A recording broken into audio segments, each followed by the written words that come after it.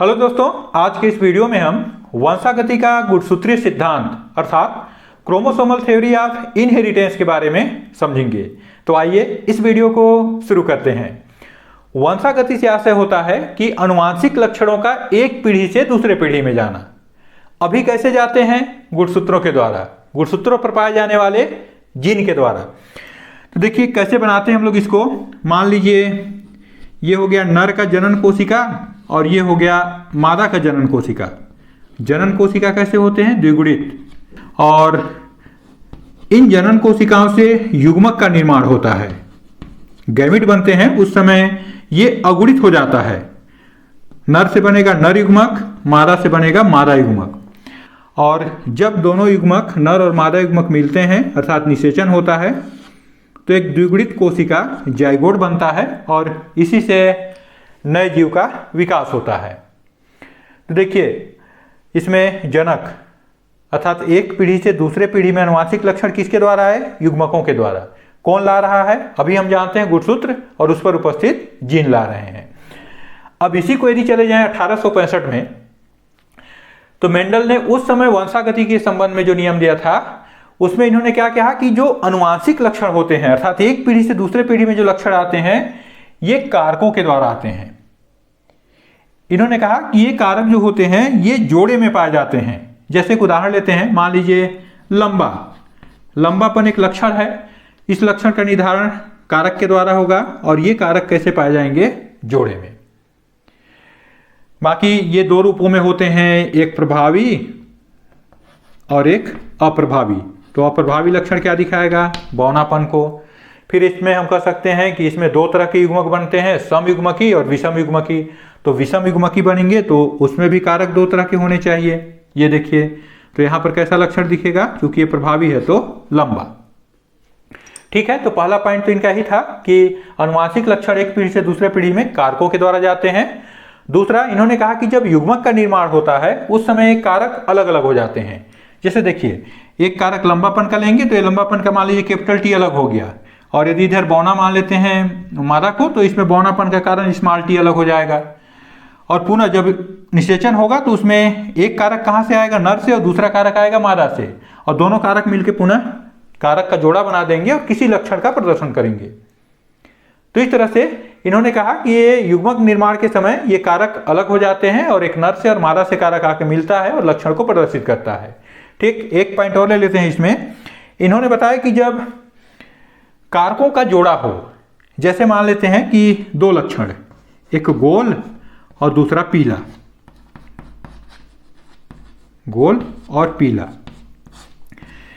इसमें जब कारक अलग होंगे, कारक के जोड़े जब अलग होंगे, ये जोड़ा जब इस जोड़ा से अलग होगा तो स्वतंत्र रूप से अलग होगा। ऐसा नहीं कि हमेशा ये इसी के साथ जाएगा। इसके लिए एक दूसरा उदाहरण लेते हैं, चलिए कैपिटल आर स्मॉल आर और कैपिटल वाई स्मॉल वाई, इसको लेते हैं। ये भी गोल और पीला ही होगा, शंकर गोल पीला। तो इसमें जब कारक के जोड़े, ये जोड़ा इस जोड़ा से अलग होगा तो ऐसा नहीं है कि इसमें कैपिटल आर हमेशा कैपिटल वाई के साथ जाएगा। देखिए कैपिटल आर इस कैपिटल वाई के साथ भी जा सकता है और ये कैपिटल आर इस स्मॉल वाई के साथ भी जा सकता है। ये जो स्मॉल आर है ये कैपिटल वाई के साथ भी जा सकता है और स्मॉल आर स्मॉल वाई के साथ भी जा सकता है। अर्थात जब कारकों का जोड़ा पृथक होता है तो एक दूसरे से स्वतंत्र विसंयोजित होता है।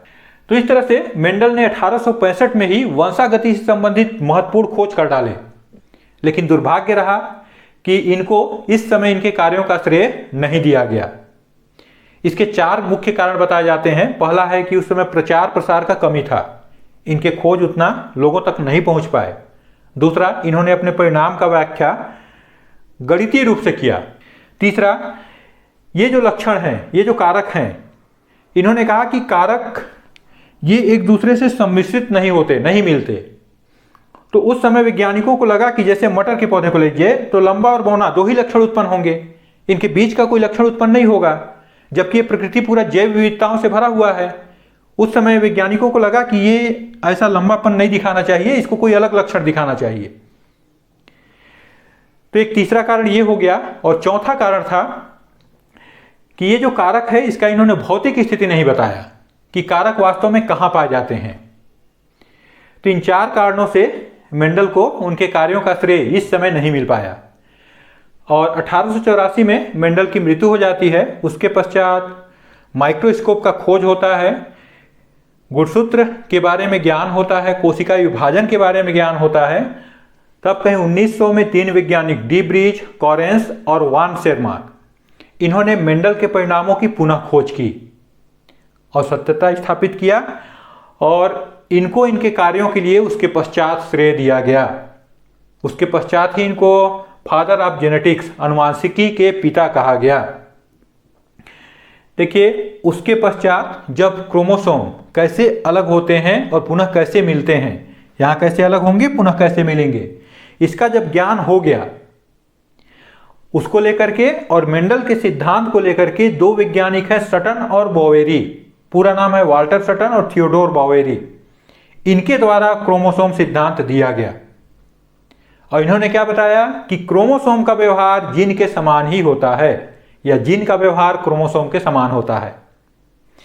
इन्होंने कहा क्रोमोसोम भी जोड़े में पाए जाते हैं जैसे जीन जोड़े में होता है, अर्थात समजात गुणसूत्र होते हैं, एक नर से मिलता है, एक मादा से मिलता है, अर्थात एक माता से एक पिता से। तो जीन जोड़े में पाए जाते हैं, गुणसूत्र भी जोड़े में पाए जाते हैं। दूसरा पॉइंट हो जाएगा, पहला हो गया क्रोमोसोम का व्यवहार जीन के समान है, दूसरा हो गया क्रोमोसोम जोड़े में पाए जाते हैं, तीसरा युग्मक निर्माण के समय जिस तरह से जीन अलग होते हैं, आधे आधे हो जाते हैं, उसी तरह से क्रोमोसोम भी आधे आधे हो जाते हैं। चौथा, देखिए यहां क्रोमोसोम का सेट, जैसे एक जोड़ा यहां बना दिया, एक जोड़ा यहां बना देता हूं, तो एक जोड़ा दूसरे जोड़ा से स्वतंत्र भी संयोजित होगा, स्वतंत्र रूप से अलग होगा। जैसे यहां पर यदि कारकों का एक जोड़ा दूसरे जोड़ा से स्वतंत्र रूप से भी संयोजित होता है, उसी तरह से गुणसूत्रों का भी एक जोड़ा दूसरे जोड़ा से स्वतंत्र भी संयोजित होगा। और सबसे महत्वपूर्ण पॉइंट कि एक एलील के दोनों जीन समजात गुणसूत्रों पर समजात स्थान पर होते हैं। एलील किसको कहते हैं? किसी भी लक्षण को दर्शाने के लिए जो 2 विकल्प होते हैं उनको एलील कहा जाता है। जैसे लंबा का, ये देखिए दोनों क्या कहलाएंगे एक साथ? एलील। तो एलील के, एक एलील के दोनों जीन, इसके दोनों जीन समजात गुणसूत्रों पर समजात स्थान पर होंगे। जैसे यहां पर कैपिटल टी है तो सेम इसी स्थान पर यहां पर भी कैपिटल टी होगा, या इसमें रखेंगे इस एलील को तो कैपिटल टी, तो दूसरे में स्मॉल टी। तो ये बताया गया है क्रोमोसोम सिद्धांत में। तो क्रोमोसोम सिद्धांत में 2 जो बिंदु हैं, पहला कि क्रोमोसोम एक दूसरे से कैसे अलग होते हैं युग्मक निर्माण के समय उसको, और दूसरा कि जब क्रोमोसोम का सेट है, एक सेट दूसरे सेट से कैसे विसंयोजित होता है, इसको एनसीईआरटी के बुक में विशेष रूप से हाईलाइट किया है। तो आइए उसको समझते हैं। और यह भी ध्यान रखिए कि इस क्रोमोसोम सिद्धांत का प्रायोगिक प्रमाण 1933 में टीएच मॉर्गन के द्वारा, जो फल मक्खी फ्रूट फ्लाई होते हैं, ड्रोसोफिला मेलेनोगेस्टर, इसमें किया गया, वहां पे इसका प्रमाणीकरण किया गया है। तो ये भी एक बहुत महत्वपूर्ण प्रश्न बनता है, इसको हम किसी अगले वीडियो में देखेंगे। चलिए देखें कि कैसे गुणसूत्र विसंयोजित होते हैं और कैसे सेट दूसरे सेट के साथ स्वतंत्र रूप से विसंयोजित होता है। वंशागति का क्रोमोसोम सिद्धांत के महत्वपूर्ण बिंदुओं को यहाँ पर बताया गया है। देखिए, गुणसूत्र का व्यवहार जीन के समान होता है, गुणसूत्र जोड़े में पाए जाते हैं, एक एलील के दोनों जीन समजात गुणसूत्रों पर समजात स्थान पर होते हैं, और गुणसूत्र युग्म के विसंयोजन से यदि गुणसूत्र अलग होता है तो जीन भी अलग हो जाएंगे। जीनों का विसंयोजन होता है और एक जोड़ा दूसरे जोड़ा से, जैसे एक सेट है और सेट लेंगे, जैसे इसमें लिए हैं, देखिए एक सेट ये है, एक सेट ये है, एक सेट दूसरे सेट से स्वतंत्र रूप से विसंयोजित होता है। इस चित्र में देखिए कोशिका विभाजन में बताया गया है कि गुणसूत्र कैसे अलग होते हैं, कैसे विसंयोजित होते हैं। गुणसूत्रों की गति को इस चित्र में समझाया गया है। कोशिका चक्र में G1 phase, S phase, G2 phase, उसके बाद M फेज आता है। यहाँ पर M फेज में मियोसिस, माइटोसिस नहीं, मियोसिस और सूत्रीय विभाजन को दिखाया गया है। थोड़ा सा शार्ट में बताया गया है। कोशिका चक्र का वीडियो और सूत्रीय विभाजन का वीडियो, दोनों का वीडियो हमारे चैनल पर बना हुआ है, आप देखकर समझ सकते हैं कैसे होता है। देखिए, G1 फेज में गुणसूत्र धागे नुमा होते हैं, क्रोमेटिन के रूप में होते हैं वहां पर। तो यहाँ चलिए ऐसे बना दिया गया, चलेगा। यहाँ 4 गुणसूत्र दिखाई दे रहे हैं आपको। S फेज आएगा, वहां पर डीएनए का रिप्लिकेशन होता है, अर्थात डीएनए डबल हो जाएगा लेकिन गुणसूत्र उतना ही रहेंगे, 4 हैं तो 4 ही रहेंगे। उसका G2 फेज में यहाँ पे पुनः वृद्धि होगा। इस अवस्था में देखिए दिखाया गया है कि ये जो गुणसूत्र है इसके क्रोमेटिड साफ साफ दिखाई देने लगते हैं और एक गुणसूत्र में 2 क्रोमेटिड होते हैं। तो यहां पर एक एक गुणसूत्र बाइवेलेंट के रूप में दिखाई देने लगता है, उसकी दोनों भुजाएं साफ साफ दिखाई देने लगते हैं। तो ये हो गया एक गुणसूत्र, दूसरा, तीसरा और चौथा। उसके बाद आता है मियोसिस फर्स्ट। देखिए कई अवस्थाएं होते हैं, उसमें एक मेन अवस्था को लिया गया है एनाफेज को। इस अवस्था में गुणसूत्र बीच में भूमध्य रेखा पर जम जाते हैं, दोनों ओर तर्कु बन जाएंगे, गुणसूत्रों में खिंचाव चालू हो जाता है और ये ध्रुवों की ओर जाना प्रारंभ कर देते हैं। तो यहाँ चूंकि इसके सेंट्रोमियर से जुड़ा है, इसके सेंट्रोमियर से इसमें खिंचाव आएगा तो ये अपने अपने ध्रुवों की ओर चले जाएंगे। देखिए ये दोनों चला जाएगा एक ध्रुव में, ये दोनों चला गया एक ध्रुव में। यहां पे गुणसूत्र की संख्या आधी हो गई मियोसिस फर्स्ट में, गुणसूत्र आधे आधे हो गए यहीं पर। अब देखिए यहां कितना गुणसूत्र है 2, यहां कितना है 2। अब मियोसिस सेकंड चालू होगा जो एकदम समसूत्री माइटोसिस के समान होता है। इसमें पुनः उसका एनाफेज लिया गया है, वही लास्ट वाला कि दोनों आकर के सेंटर में जम जाएंगे, तर्कु बन जाएगा, दोनों साइड से खिंचाव चालू होगा। अब यहाँ पे खिंचाव चालू होता है तो देखिए इसका सेंट्रोमियर और इसका सेंट्रोमियर, सेंट्रोमियर से जब दोनों खींचता है तो इसके क्रोमेटिड टूट जाते हैं और यहां से क्रोमेटिड आधे आधे हो जाते हैं। देखिए ये ऊपर का दोनों एक साइड चला गया, नीचे का दोनों में खिंचाव आया तो एक साइड चला गया। तो इस तरह से इसमें जो 2 जर्म सेल या गैमिड बने उसमें देखिए गुणसूत्र कितना है 2, इसमें भी 2, इसमें भी 2 था, लेकिन यहाँ 4 था, 4 से 2 2 वाले 2 बन गए।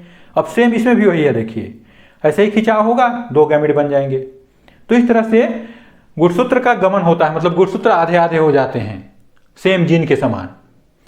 सेकेंड चित्र में समझाया गया है कि एक जोड़ा दूसरे जोड़ा से स्वतंत्र रूप से विसर्जित होता है। इसके लिए पुनः हमको इन दोनों चित्र को लेना पड़ेगा, इसके आगे भी आप इन दोनों को मान सकते हैं। अंतर क्या है, एक जोड़ा, देखिए ये समजात जोड़ा है, ये दूसरा समजात जोड़ा है। तो ये जोड़ा इस जोड़े से स्वतंत्र रूप से विसर्जित होगा, ये नहीं कि ये इसी के साथ जाएगा, दूसरे में बदल दीजिए। देखिए इसको मैं नीचे ले लिया, इसको ऊपर ले लिया। अब ये इसके साथ गया है तो दूसरे वाले में दूसरे इसके साथ बदल के जा रहा है, देखिए ये, और नीचे वाला भी अपना साथी बदल लिया। मतलब कोई किसी के साथ भी जा सकता है जोड़े में। यहां पर जीन विनिमय या क्रॉसिंग ओवर का जिक्र नहीं है, वो आगे हम जब टी.एच. मॉर्गन का प्रयोग पढ़ेंगे ड्रोसोफिला मेलानोगास्टर में, वहां पे समझेंगे कि कैसे जीन विनिमय के द्वारा अन्य लक्षण भी दिखाई देते हैं। तो इस तरह से क्रोमोसोम सिद्धांत को समझाया गया है कि एक जोड़ा दूसरे जोड़ा से स्वतंत्र रूप से विसर्जित होता है। तो इस वीडियो में इतना ही। यदि वीडियो अच्छा लगा तो इसे लाइक कीजिए, ऐसे ही वीडियो देखने के लिए चैनल को सब्सक्राइब कीजिए और दोस्तों के साथ शेयर कीजिए।